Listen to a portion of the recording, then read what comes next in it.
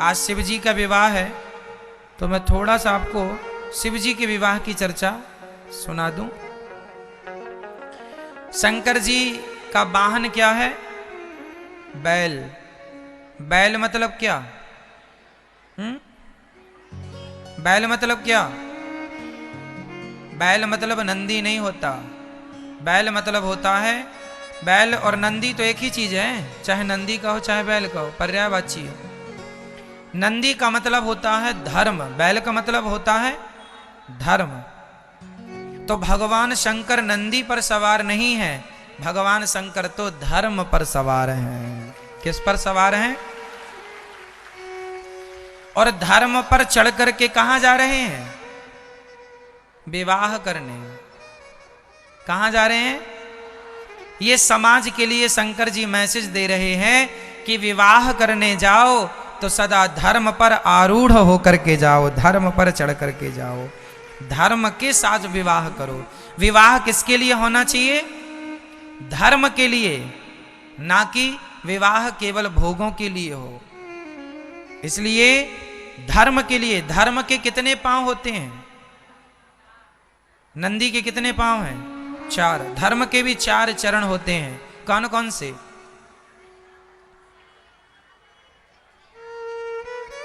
मैया बोलो मेरी मां। पहला क्या है? सत्य, दया, दान, तप। धर्म के कितने पांव? कौन कौन से? सत्य, दया। यदि मैं सत्य बोलता हूं तो मेरा एक पांव है धर्म का। यदि मैं दया भी करता हूं तो मेरे 2 पांव हैं धर्म के। और यदि मैं सत्य, दया, दान भी करता हूं तो मेरे 3 पांव हैं धर्म के। और तप, मैं तपस्वी हूं, ज्यादा से ज्यादा भगवान का चिंतन करता हूं, तो ये तपस्या मतलब आप सही में धर्म पर सवार हैं। यदि आपने 4 चीजों का पालन किया तो आप सच्चे धर्मात्मा हैं। आप केवल एक चीज करें तो आप पूर्ण धर्मात्मा नहीं माने जाएंगे। परिभाषाएं हैं ना भाई। एक अच्छा आदमी कौन है? जो जिसके दोनों कान भी हों, दोनों आंखें भी हों, चल भी अच्छे, दोनों पांव भी अच्छे हों। अब पांव अच्छे हों, आंख अच्छी हो, पर सुनाई ना पड़े तो लोग उसे काना कहते हैं। क्यों? सुनता नहीं है। इसलिए सुनाई भी बराबर पड़े, दिखाई भी बराबर पड़े और आप चल भी बराबर लें। उसी प्रकार धर्मात्मा वो है जो दया भी करे, सत्य भी बोले, दान भी करे और तप भी करे। जो 4 लक्षण जिसके अंदर होगा बस वो धर्मात्मा होगा। ये 4 चाहिए धर्मात्मा के लिए। धर्म के ये 4 चरण हैं, सत्य, दया, दान और शंकर जी चारों पर सवार हैं। शंकर जी सत्यवादी। हम लोग गाते हैं ना, सत्यम शिवम सुंदरम। तो सत्यम शिवम सुंदरम, सत्य ही शिव है। तो भगवान शंकर सत्यवादी हैं। शंकर जी चले हैं नंदी पर सवार होके, अर्थात धर्म पर सवार होके। अच्छा, नंदी पर चढ़ के चले तो, लेकिन नंदी पर उल्टा बैठे हैं शंकर जी। कैसे बैठे मेरी मां? मैया सुनो मेरी मां। नंदी पर शंकर जी कैसे बैठे हैं? उल्टे। उल्टे मतलब पूंछ की तरफ मुंह है और नंदी के मुंह की तरफ शंकर जी की पीठ है, उल्टा। किसी ने कहा शंकर जी अब बताओ कोई दुल्हा घोड़ी पर बैठे और उल्टा बैठ जाए तो लोग कहेंगे पागल है दुल्हा। शंकर जी उलट करके बैठे। किसी ने कहा भोलेनाथ जी आप नंदी पर उलट करके क्यों बैठे हैं? शंकर जी ने कहा अरे धर्म पर भी बैठे, धर्म करते हुए, धर्म का आचरण करते हुए भी यदि हम संसार से उलटे नहीं तो धर्म करने का फिर फायदा क्या? अरे धर्म करने का तो अर्थ ही यही है कि संसार से उलट जाना। उलट जाना मतलब संसार की तरफ मुंह ना करके भगवान की तरफ मुंह हो जाए। मैं दान पुण्य करता हूँ, मैं सत्य बोलता हूँ, मैं तप करता हूँ, और इतना कुछ करने के बाद भी मेरे अंदर भगवान के प्रति प्रेम ना जागा, मैं संसार से उल्टा ना हुआ, उलट के ना बैठा, संसार की तरफ ही देखता रहा, भोगों में ही लगा रहा, तो फिर मेरे धर्मात्मा होने का क्या फायदा। धर्मात्मा होने का तो फायदा है ही है ये कि आप संसार से उलट करके भगवान की तरफ मुंह करके बैठ जाएं, ये उलटना है। तो शंकर जी की बारात में भगवान नारायण भी जा रहे थे, तो नारायण है पीछे पीछे और भोलेनाथ जी थे भाई, दुल्हा होता है आगे आगे और बाराती होते हैं पीछे पीछे। तो शंकर जी बोले कि यदि मैं सीधा बैठूंगा तो मेरे नारायण की तरफ पीठ हो जाएगी, इसलिए उलट कर बैठ गए कि भले मैं विवाह करने जा रहा हूं पर दर्शन भगवान का होता रहे। इसलिए भगवान शंकर सदा श्रीमन नारायण का दर्शन करते हुए जा रहे हैं। भगवान शंकर जी के विवाह में श्रीमन नारायण गए थे कि नहीं? भगवान नारायण भी गए थे। तो शंकर जी ने उलट के इसीलिए बैठे ताकि भगवान की तरफ पीठ ना हो। कई लोग ना भगवान की तरफ पीठ कर लेते हैं। मैया सो रही हो,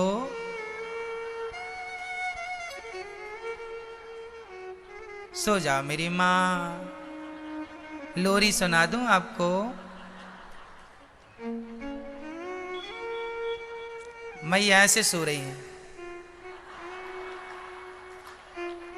ताकि कोई पकड़ ना पाए कि ये सुन रही हैं कि सो रही हैं।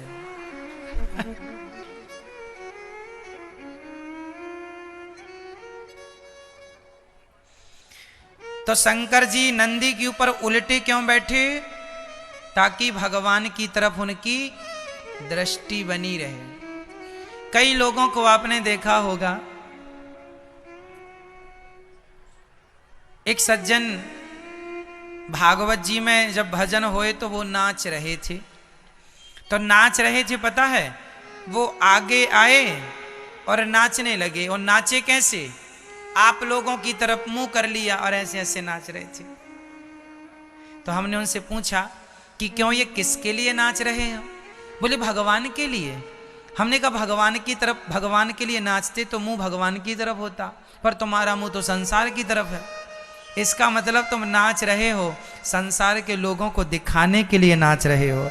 यदि भगवान के लिए नाचते तो आपका मुंह भगवान की तरफ होता, आपकी पीठ संसार की तरफ होती, लेकिन आप संसार को दिखाने के लिए नाच रहे हैं, इसलिए आपका मुंह संसार की तरफ है।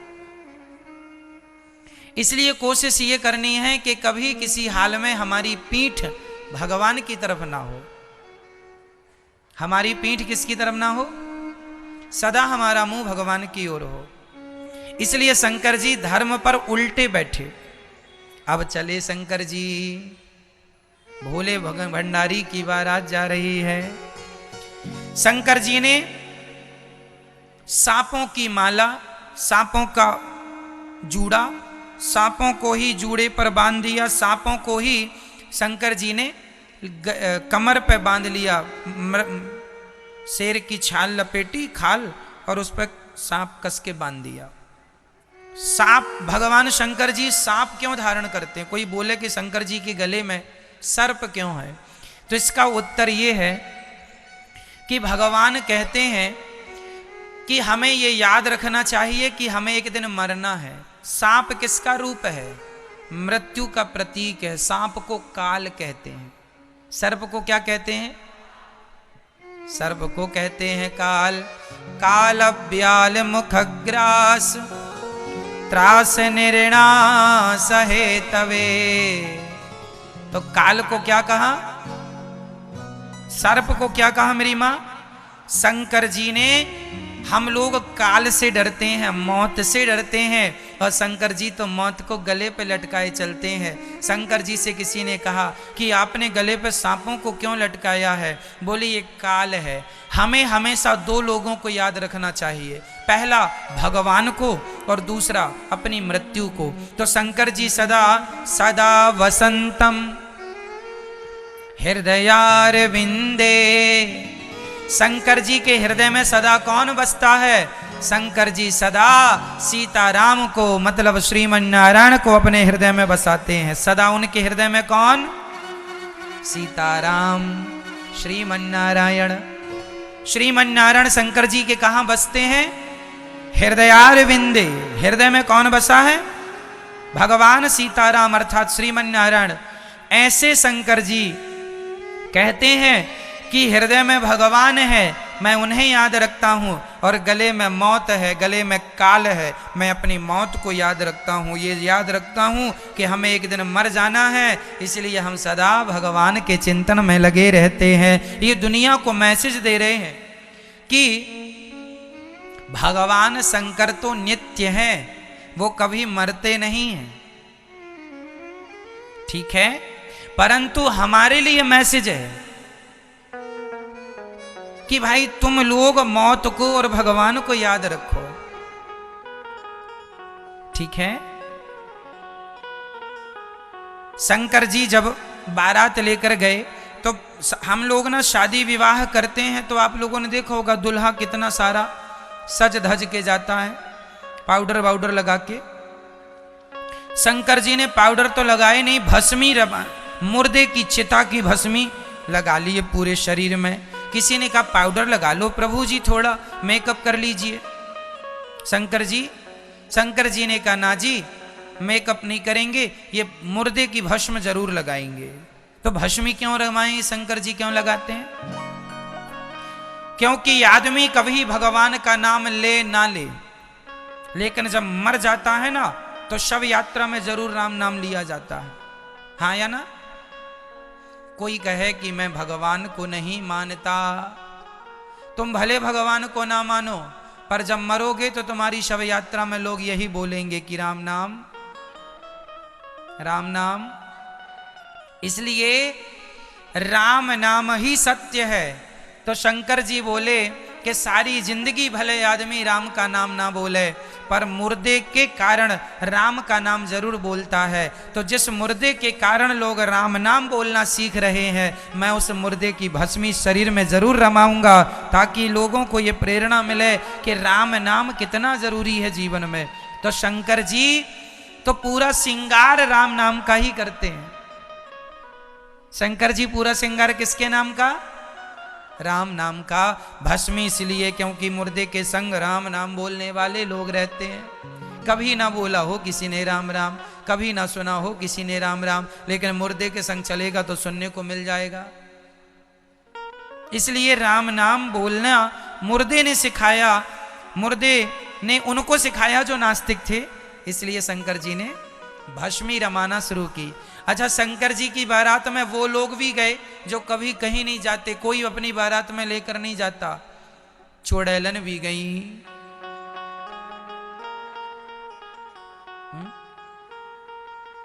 मेल फीमेल दोनों थे, भूत और चुड़ैलन, भूत भूतनी दोनों लोग।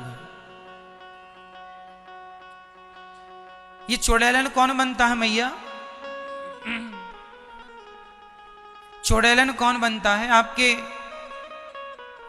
है कोई परिचित में चुड़ैलन? किसी चुड़ैलन का नंबर है, कांटेक्ट है कुछ? नहीं। चुड़ैलन कौन बनता है हम बता दें आपको। कई लोग कहते हैं महाराज जी भूत प्रेत थोड़ी होते हैं। अरे साहब होते हैं, लिखा है हनुमान चालीसा में कि भूत पिशाच निकट नहीं आवे, महावीर जब नाम सुनावे। तो भूत प्रेत होते हैं, तब तो लिखा है कि ये निकट नहीं आते। तो पुरुष मरता है तो भूत बनता, और महिलाएं मरती हैं तो चुड़ैलन। तो सारी माताएं महिलाएं नहीं। जो बहू अपने सास की सेवा नहीं करती, जो बहू अपने ससुर की सेवा नहीं करती, जो बूढ़े सास ससुर को छोड़ देती है, ऐसी बहू मर के चुड़ैलन बनती है। जो स्त्री अपने पति की सेवा ना करे बल्कि पति को मारे, इसका तो रिजर्वेशन हो चुका है। पति को मारती है, बताओ। इसकी चुड़ैलन सीट रिजर्व है। तो ये चुड़ैलन भूतनी, और भूत कौन बनता है? पुरुष, जो अपने माता पिता की सेवा, मां नहीं मात पिता नहीं देवा, साधुन सन कर वही सेवा। जो अपने माता पिता की सेवा ना करे, जो नारी जात का सम्मान ना करे, ऐसा पुरुष जब मरता है तो भूत बनता है। जो अपने कर्तव्यों का पालन नहीं करता वो भूत बनता है। इसलिए हमें अपने धर्म का आचरण करना चाहिए। अपने कर्तव्यों से भागना नहीं है, जिम्मेदारियों से भागना नहीं है, उनको पूरी करना है, निभाना है। तो ये शंकर जी की बारात में जितने भी शमशान थे भारत में, सब शमशान के जो भी वहां के जो भूतों के मुखिया थे, है ना, भूतों के शमशान के अध्यक्ष आए। जैसे दिल्ली के शमशान के भूतों के अध्यक्ष, अब अध्यक्ष जी आए हैं तो उनके संग 10-20 और रहेंगे। ऐसे हर शहर के जो शमशान थे सबके अध्यक्ष गए, और कहीं अध्यक्षिका भी थी, चुड़ैलन इत्यादि।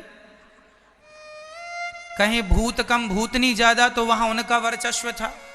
पहले मैं खाऊंगी फिर तुम खाना।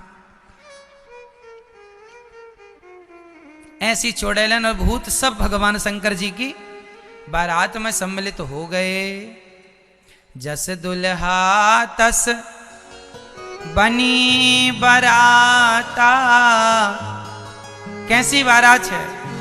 जस दुल्हा, दुल्हे के गले में सांप है और कान में भगवान ने सोने के बाले नहीं पहने। क्या? बिच्छू को उल्टा लटका दिया, ऐसे लटक रही है बिच्छू। उसका डंक टेढ़ा होता है, तो टेढ़ा डंक कान में। अच्छा, भगवान शंकर जी के कान छेदे नहीं थे तो उसने डंक मारा, तुरंत इमरजेंसी, छिद भी गया और बाला भी तुरंत उल्टी लटक गई। बीछी, दोनों कानों में बीछी लटक रही है, बीछी ततैया। चल पड़ी बारात। शंकर जी ने अपनी सारी जटाओं बालों को ऐसे घुमाया, ऐसे ऐसे बांधा, और यहां एक सांप बांध लिया, छोटा वाला, छोटा सा सांप, यहां बड़ा सा सांप। शेर की खाल भगवान ने पहन ली। शंकर जी ने कहा, यह शेर की खाल क्यों पहन ली? अरे शेर की खाल इसलिए पहन ली क्योंकि जंगल का राजा होता है शेर। शंकर जी कहते हैं, देखो तुम कितने भी बड़े राजा हो जाओ, कितने भी बड़े तुम धन संपन्न हो जाओ, एक दिन तुम्हारी खाल उतार ली जाएगी। इसलिए शंकर जी खाल संदेश दे रहे हैं समाज को कि ज्यादा एटीट्यूड अहंकार में ना जिया करो, एक दिन तुम्हारी खाल उतार ली जाएगी। इसलिए शेर की खाल। अब शंकर जी नंदी पर बैठ के चले। बाराती ऐसे विचित्र थे कि किसी का धड़ था तो सिर का पता नहीं, सिर था तो धड़ का पता नहीं, और किसी के धड़ था ही नहीं, 7 सिर थे, केवल सिर ही सिर। अब ऐसी भूतों की बारात चली। अब शंकर जी जैसे ही हिमालय के यहां पहुंचे, बाराती पहुंचे, तो बारात देखने के लिए सबसे आगे गांव के बच्चे होते हैं। देखें दुल्हा कैसा है, सारे बच्चे आगे लाइन लगा के खड़े थे। और जैसे ही बाराती आए, और ऐसे बाराती, बाजे बज रहे हैं, डमरू बज रही है ना, और बाराती में नाच कौन रहा? भूत। वो लोग नाच रहे हैं जिनके सिर ही नहीं है। अब सोचो कैसे वो नाच रहे होंगे बिना सिर के। नाच रहे हैं, खूब बढ़िया नाचे। अब गांव के लोगों के मन में आया, चलो हम भी देखें बारात कैसी है। और जैसे ही बच्चों ने देखा कि वहां जितने लोग थे उनमें से किसी का सिर अलग नाच रहा है, केवल सिर ही नाच रहा है, और किसी का धड़ ही नाच रहा है। बच्चों ने देखा, भागे, हे भगवान, मैया बचाओ, मैया बचाओ। क्या हुआ लाला? मैया अब तो मर जाएंगे। क्यों? भूत आए हैं। अब मैया सबको संभाल रही हैं, बच्चे भाग रहे हैं। हद तो तब हो गई कि जब एक सज्जन ने पानी लेकर बारातियों का स्वागत करने गया, पानी गिलास में पानी लेके गया, तब एक धड़ ने कह दिया, धड़ जिसका सिर था नहीं, उसने उससे कहा क्यों भाई, हम बारातियों के ठहरने की व्यवस्था कहाँ है? उसने कहा जिसका सिर था ही नहीं। उसने गिलास वहीं छोड़ी, पूरी प्लेट वहीं छोड़ी, पानी से भरी, दौड़ा दौड़ा वो। केवट रहा होगा, केवट का काम होता पानी देना, दौड़ा केवट। अब सारे भूत प्रेत जब आए, जैसे तैसे उन्हें अब भोजन में एंट्री मिली। अब भोजन करने बैठे तो अब लोग डरते डरते भूतों को पत्तल परोस रहे हैं। भोजन परोसना है तो पहले पत्तल, तो पंगत लगी, लाइन लगा के सब भूत बैठे। तो पहले वो बैठा जिसका धड़ ही धड़ था, उसके बगल में वो बैठा जिसका सिर था। तो पत्तल परोसने वाला बड़ा कंफ्यूज हुआ, किसका तो सिर है ही नहीं, ये इसको पत्तल परोसेंगे तो खाएगा कैसे? तो उसको पत्तल परोसा नहीं, और बिना पत्तल परोसे उसने सोचा कि इसका तो सिर ही सिर है, ये खाएगा तो जाएगा कहां? इसलिए दोनों को छोड़ के तीसरे के पास पहुंचा। तो भूत ने अर्थात धड़ ने उसका हाथ पकड़ लिया, खींचा। क्यों, अंधा हो गया है क्या? क्यों अंधा? अरे दिखता नहीं है, हम यहां बैठे, हमें पत्तल परोस। तो अच्छा चलो, डरते डरते उसने सबको एक लाइन से पत्तल परोसा। कुछ भूतों ने देखा कि रायतों के गंजे भरे पड़े हैं, रायता।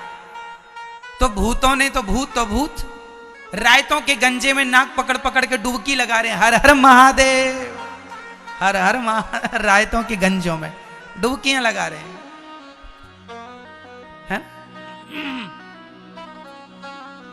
सारे भूत प्रेतों ने रायतों के गंजों में डुबकी लगाई। कोई कढ़ी के ड्रम में डूब रहा है और बार बार उछल, बड़ा मजा आ रहा, बड़ा, फिर नहाए कढ़ी में। कोई खीर के गंजों में डूब रहा है। ऐसी बारात। अब यहां पर द्वार चार होने लगा। मैना रानी आ गई, माता पार्वती की माँ, आरती की थाली लेके दुल्हा की आरती उतारने। और आरती थी तो सांप ना आग से बड़ा डरता है, और जैसी आरती उतारते ऊपर लाए तो सांप ने एक फुसकार मारी, तो पूरी आरती वारती बुझ गई। और माता मैना रानी डरी, थाली वाली छोड़ी, दौड़े, हे भगवान मेरी बेटी कुंवारी भले बैठी रहे, मैं विवाह नहीं करूंगी। ऐसा बताओ, सांपों को लेके आया है, कोई ऐसा दुल्हा होता? नारद जी ने समझाया, माँ ये भोलेनाथ हैं, ये जगत के भोले भंडारी की बारात है। बड़े समझाया, तब माता समझी, और तब भोलेनाथ जी का विवाह हुआ मंडप के नीचे। तभी बुआ जी आ गई, नेंग मांगती है ना मंडप के नीचे, एक बुआ भी नेंग मांगती है। और बहुत सारे लोग होते हैं नेंग लेने वाले। तो भगवान भोलेनाथ से किसी ने कह दिया, भोलेनाथ जी बहुत सुंदर दुल्हन है आपकी, नेंग हमें दो। तो शंकर जी ने कहा, छोटा नेंग चाहिए कि बड़ा? बोले बड़ा चाहिए। तो शंकर जी ने कहा अच्छा ठीक है। तो शंकर जी ने अपने गले का ही सांप निकाला और उसकी गोदी में दे दिया, ये ले नेंग। अब वो भागी वहां से। जब शंकर जी का गले का सांप उसकी गोद में आया, भागी। तो ये भोलेनाथ जी की बारात और जैसे तैसे विवाह संपन्न हुआ। हिमालय जी ने बेटी को विदा की, अर्थात माता पार्वती को। और माता पार्वती शिव अखंड रूप से कैलाश पर्वत पर विद्यमान है। सदा भगवान शिव, भगवान श्रीमन्नारायण का चिंतन करते हैं। ऐसे भोले भंडारी के चरणों में हम बारंबार नमस्कार करते हैं। बोलिए शंकर भगवान की जय, जगत जननी जगदम्बा मैया की जय। जय जय जय श्री राधे।